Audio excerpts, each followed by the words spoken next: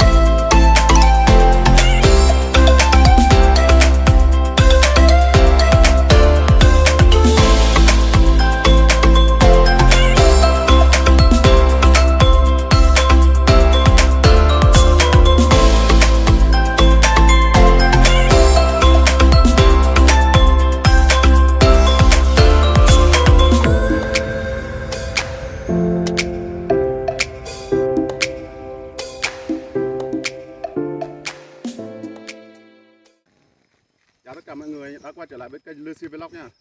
Mọi người, hôm nay mình đi làm mà tình cờ gặp được quả rừng mọi người. Quả rừng này lâu lắm rồi mình chưa thấy mọi người. Hồi mình còn nhỏ mình vào rừng thì thấy miết mà rừng bây giờ hết rồi. Hôm nay cây quả rừng này nó còn sót lại mọi người ạ. Hôm nay mình mới thấy. Đấy. Bây giờ mình quay cho mọi người xem nhá.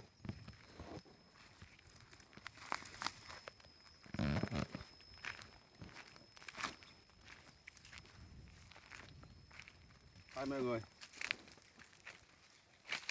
quả này mình không biết người ta gọi là quả gì. Đây mọi người. Đấy. Quả này ăn nó chua tí thôi mọi người nhé. Đây hạt ở bên trong vàng mọi người.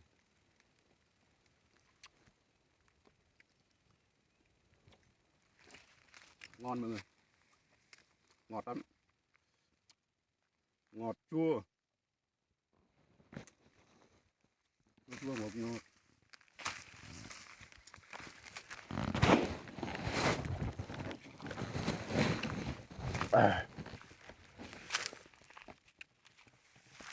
Đây tiếng Gia Rai của mình gọi là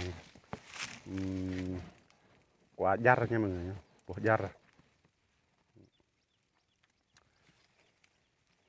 Ngày xưa nhiều lắm, giờ rừng hết rồi, cây này còn sót lại đấy.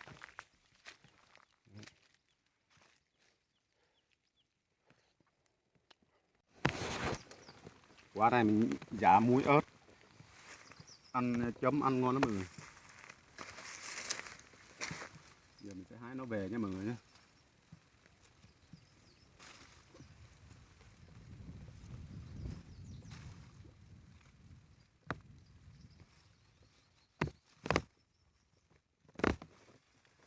Đây mọi người,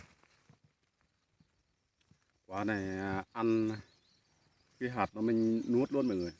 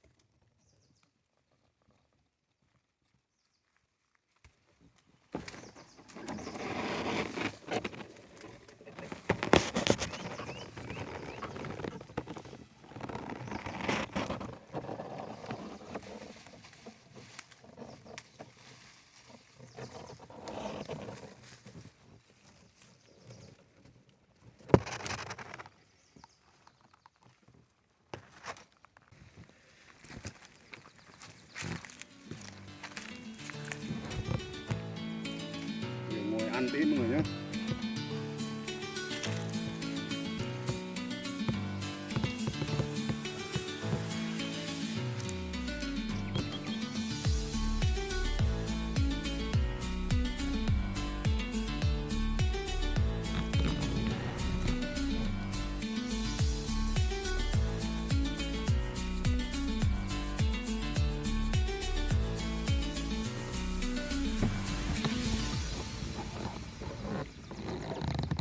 Ăn nốt luôn mọi người.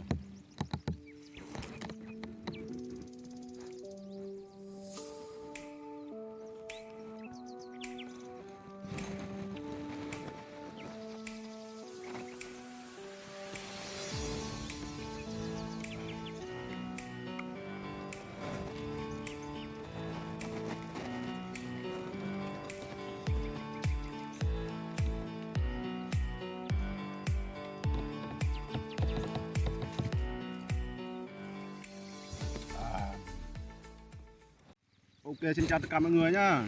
Bây giờ mình sẽ dừng video tại đây mọi người. Mọi người xem video của mình, đăng ký ủng hộ kênh nhé mọi người nhá. Để đón xem video của mình tiếp theo có gì hay nhé mọi người nhá. Còn bây giờ xin chào và hẹn gặp lại mọi người video tiếp theo nhá.